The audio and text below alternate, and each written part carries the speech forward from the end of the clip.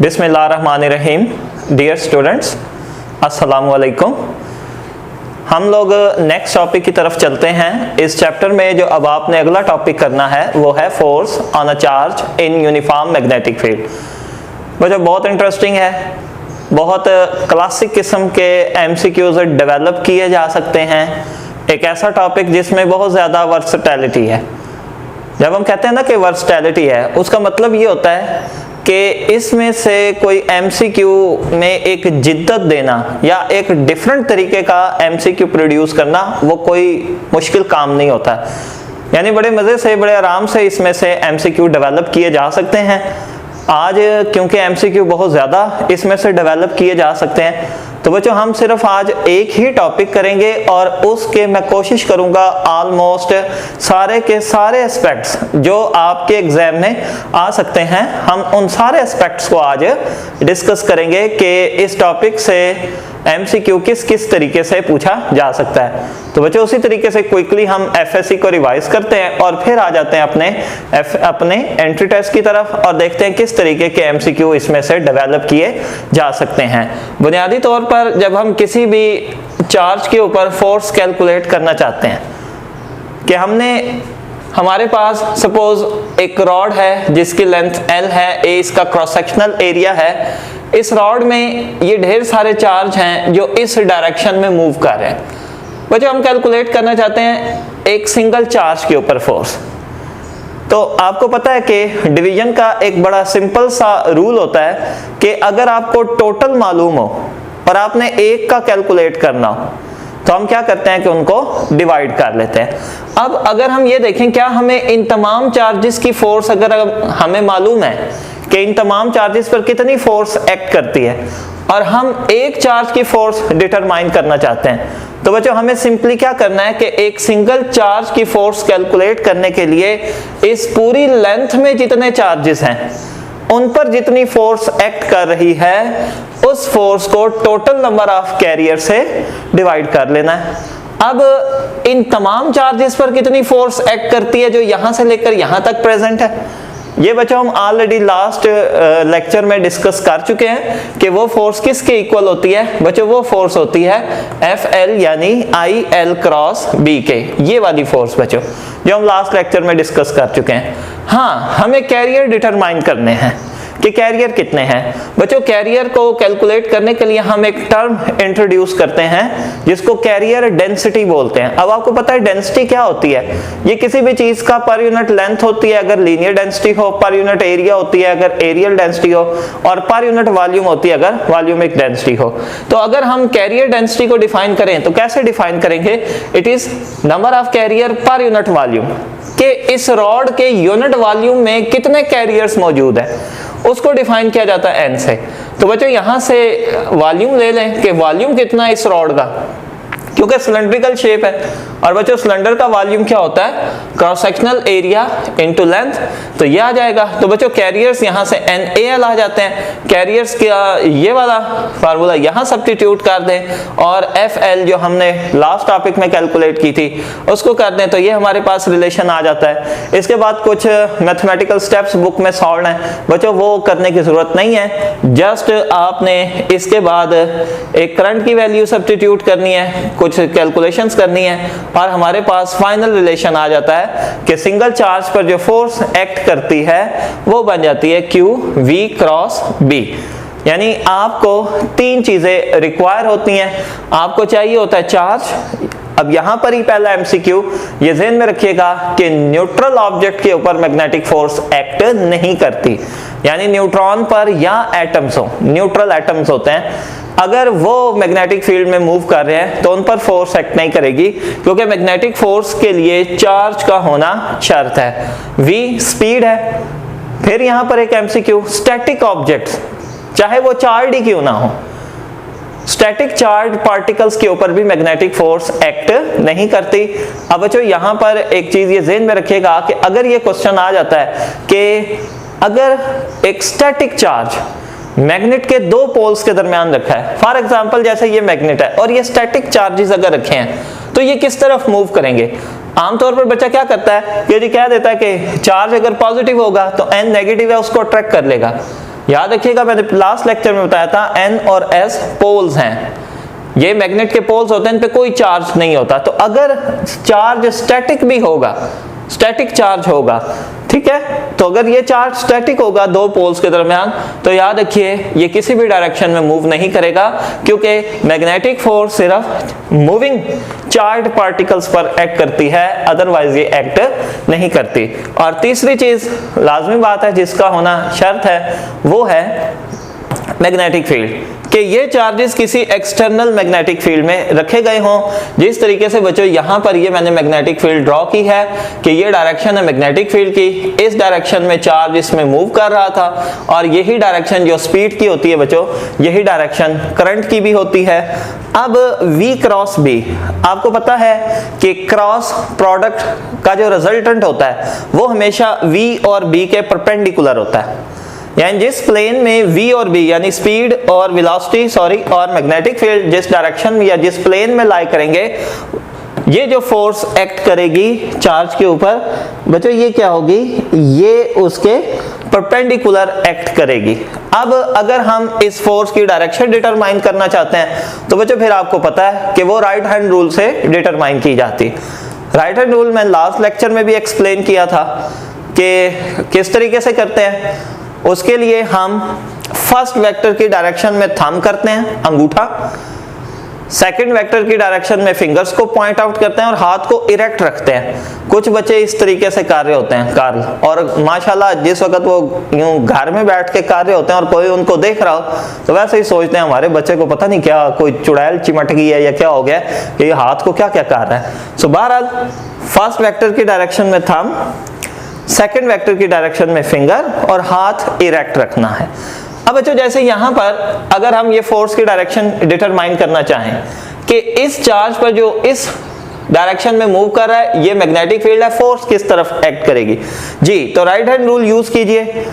First vector velocity thumb करना है, second vector magnetic field finger करनी है, और पाम आपको रिजल्टेंट वेक्टर यानी फोर्स की डायरेक्शन देगी। तो बच्चों ये देखें, ये भी मैग्नेटिक फील्ड ऊपर की तरफ है तो ये बन जाएगा इस तरह, यानी किस तरफ, out of the board, board से बाहर की तरफ ये डायरेक्शन आ जाएगी।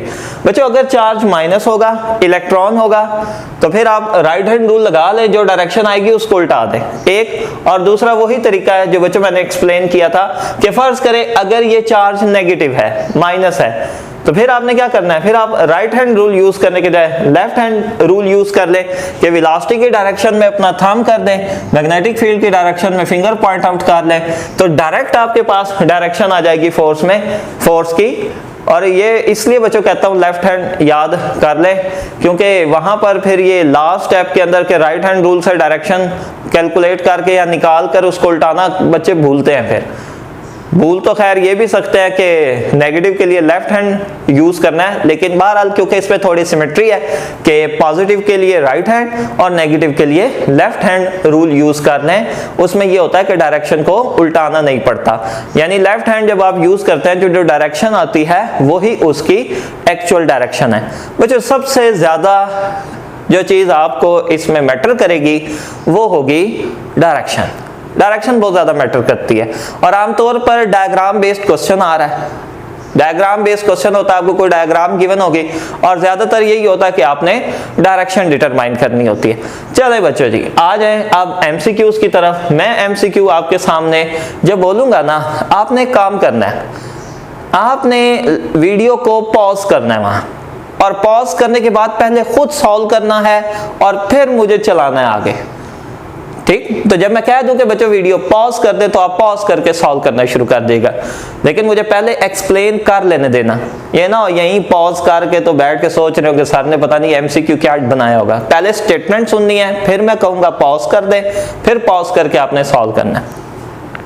बच्चों ये एग्जाम का क्वेश्चन है कि stream of charge particle, charge particle की स्ट्रीम है पॉजिटिवली चार्ज है, स्ट्रीम ऑफ पार्टिकल है पॉजिटिवली चार्ज है, फायर्ड इन दिस डायरेक्शन, जो इस डायरेक्शन में फायर की गई है। ये वेलोसिटी आपको v नजर आ रही होगी, नहीं मैं इसको थोड़ा बड़ा कर देता हूं। इस डायरेक्शन में ये स्ट्रीम ऑफ पार्टिकल फायर किए गए हैं, and you are asked to calculate या find out the direction in which this stream of particle is deflected. Pause कर दे जी बच्चों। अब इसका आंसर क्या होगा? राइट हैंड रूल यूज करें। पॉजिटिव चार्ज है, सबसे पहले बच्चों चार्ज देखिएगा, पॉजिटिव चार्ज है, डिसाइड हो गया। चार्ज है ये भी देखिएगा पहले, पॉजिटिव चार्ज है, राइट हैंड रूल यूज करेंगे। वेलोसिटी ऊपर की तरफ है, थंब। मैग्नेटिक फील्ड देखें, मैग्नेटिक फील्ड ये जो एरोज हैं, एरोज की डायरेक्शन में आपने थंब करना है, सॉरी फिंगर्स को पॉइंट आउट करना है। तो डायरेक्शन बच्चों देखिए क्या बनेगी, v ऊपर, वेलोसिटी इस तरफ, ये डायरेक्शन है मैग्नेटिक फील्ड की। तो पाम किधर डायरेक्टेड है जी, इनटू द बोर्ड। लेकिन जब आप पेपर कर रहे होंगे, क्योंकि वो बोर्ड पर नहीं होगा, पेज के ऊपर होगा, तो बच्चों ये डायरेक्शन बनेगी इनटू द पेज। अच्छा, फिर वही जैसे मैंने आपको बताया कि मजेदार काम होता है कि इसमें क्या करता है कि जरूरी नहीं पॉजिटिव चार्ज का दे, ठीक। अब यही क्वेश्चन है कि स्ट्रीम ऑफ पार्टिकल्स फायर की गई, लेकिन बच्चों अब आपको कहता है कि अब इलेक्ट्रॉन है जी, इलेक्ट्रॉन बीम है जिसको फायर किया गया है इस डायरेक्शन में। पॉज करें और आंसर निकालें जी बच्चों। अब इसका सॉल्यूशन क्या होगा? इलेक्ट्रॉन है, अब लेफ्ट हैंड यूज करते हैं जी। वेलोसिटी किस तरफ है? ऊपर, तो अंगूठा आपने छत की तरफ करना है। मैग्नेटिक फील्ड किस तरफ है? उसी तरफ है। मैग्नेटिक फील्ड उसी डायरेक्शन में, मैं लेफ्ट हैंड रूल यूज करता हूं। देखिए v ऊपर की तरफ, मैग्नेटिक फील्ड की डायरेक्शन में उंगलियां, तो पाम किस तरफ है? Directed outward.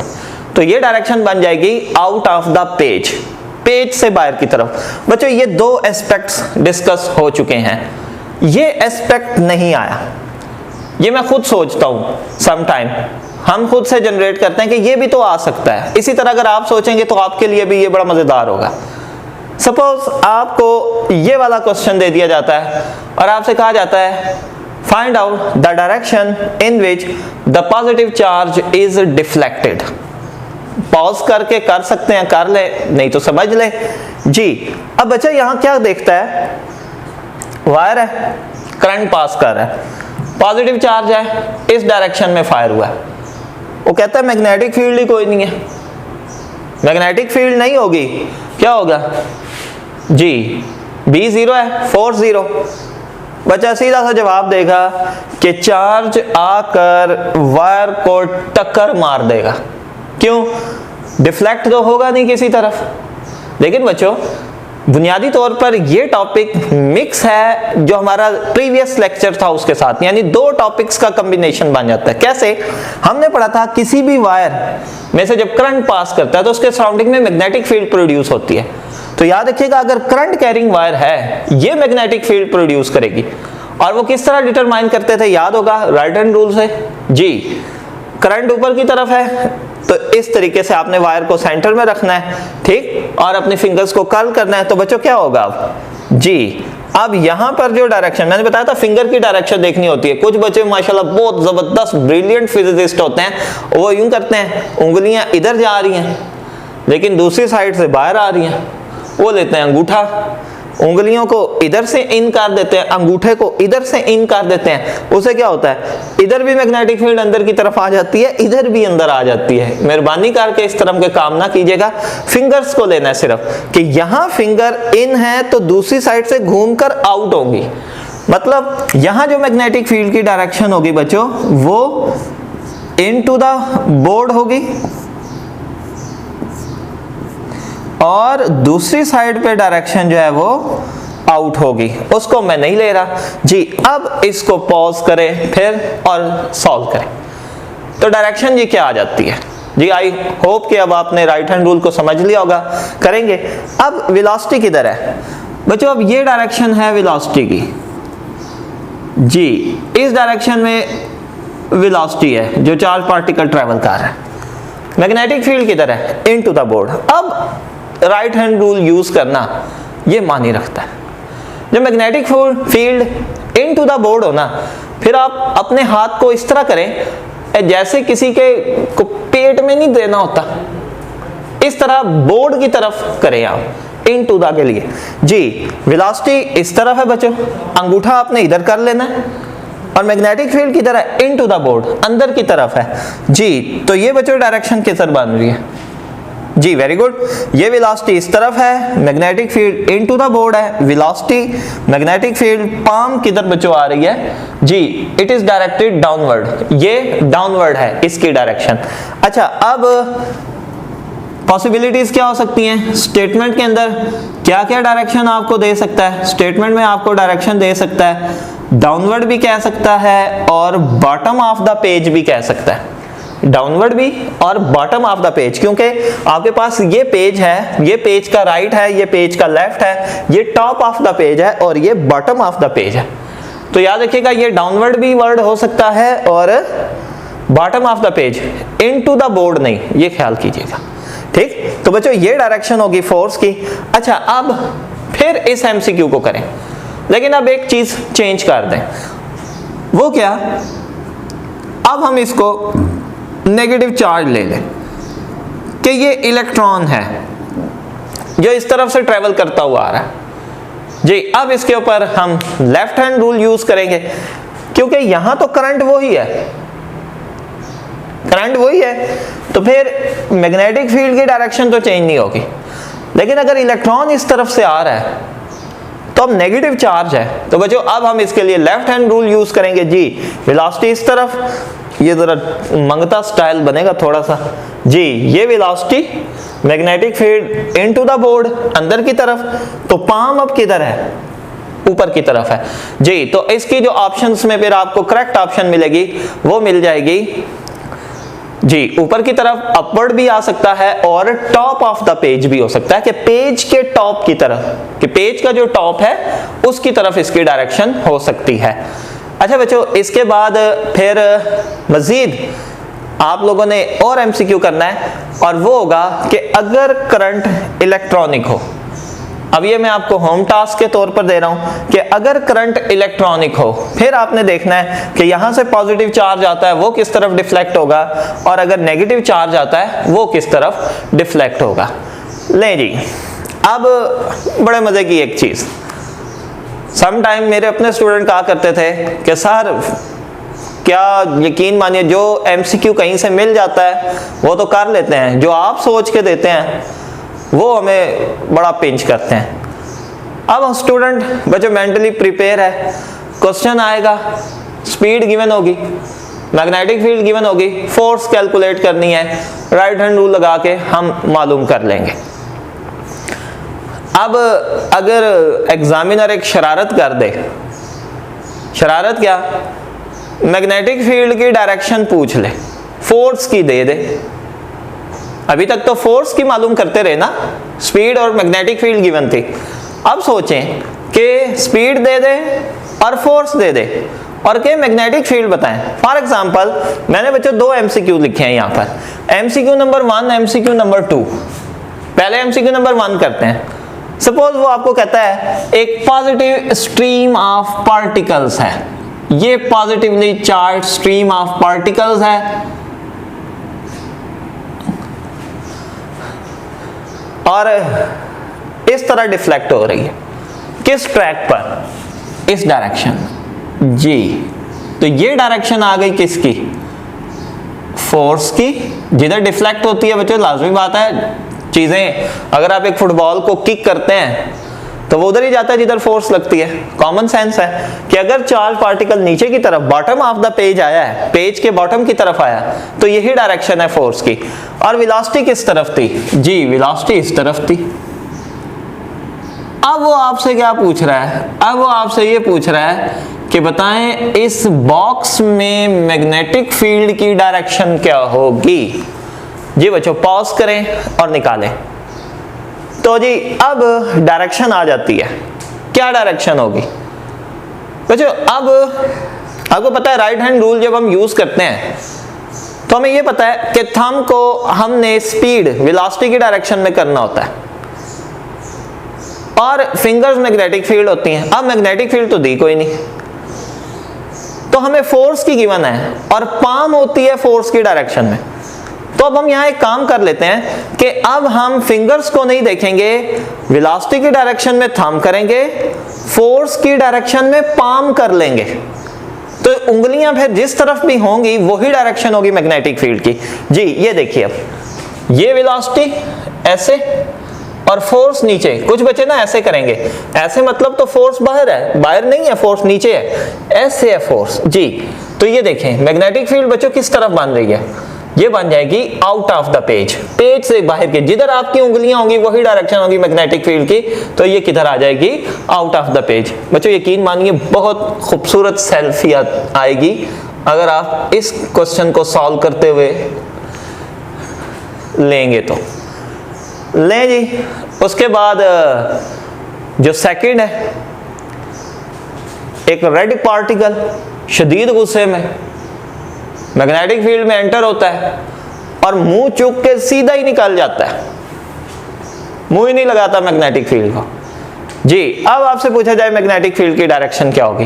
बच्चों ये बुनियादी तौर पे एक्सरसाइज का शॉर्ट क्वेश्चन है, आपने देखा होगा वहां पर कि चार्ज अगर किसी रीजन में एंटर हो और अनडिफ्लेक्टेड गुजर जाए तो उसकी क्या पॉसिबिलिटीज होती हैं। फिर बच्चों हम इस मैथमेटिकल रिलेशन से देखते हैं कि अगर चार्ज भी है, स्पीड भी है, मैग्नेटिक फील्ड या तो यहां होगी नहीं जिसकी वजह से चार्ज पे फोर्स नहीं लगी, वो सीधा चला गया, या हो सकता है मैग्नेटिक फील्ड हो। अब कंडीशंस आ जाती हैं इसकी थीटू की, कि थीटू क्या हो, अगर थीटा 0 है यानी मैग्नेटिक फील्ड की भी यही डायरेक्शन है, तो बच्चों फिर मैग्नेटिक फोर्स एक्ट नहीं करेगी, तो फोर्स 0 होगी। उसके बाद अगर थीटा 180 है, अगर एंगल 180 है तो बच्चों फिर क्या होगा, फिर magnetic field direction of motion के ऑपोजिट होगी, तो बच्चों आपको पता है ऑपोजिट डायरेक्शन में भी मैग्नेटिक फोर्स एक्ट नहीं करेगी।